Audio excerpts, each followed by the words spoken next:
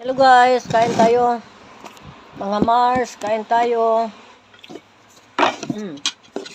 Nangutang yung anak ko ng corned beef. Isa, nangutang yung anak ko. Ayun, niluto ko, kinain ko. Pumunta kasi yung anak ko dito kasi siya nagtrabaho eh.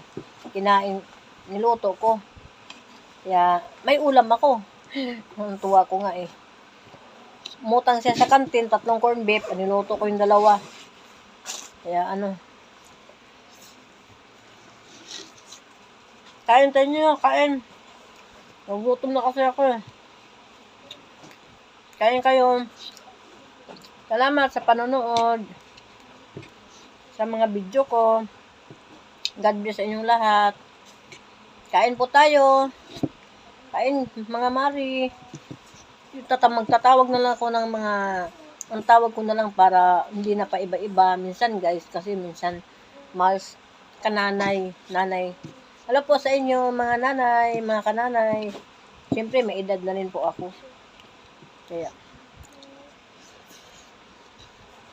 kain po tayo. Pananghalian na po.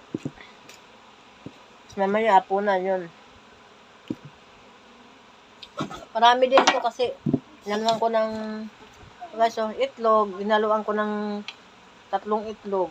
Inutang niya sa kantin, sa kantin po, sa looban. Inutang ng anak ko. Pasalamat din ako na binigyan ako ng ulam.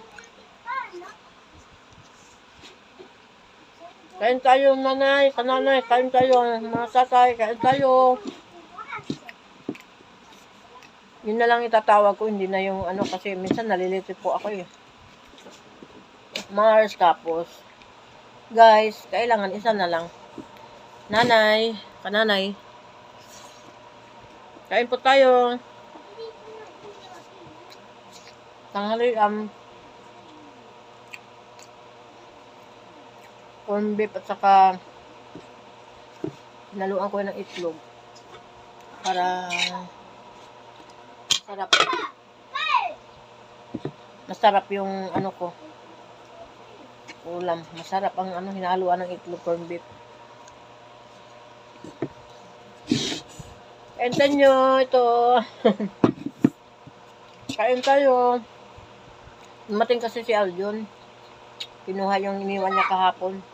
Tapos ngayon, binigyan ako ng 3 dilatang corned beef. Yan.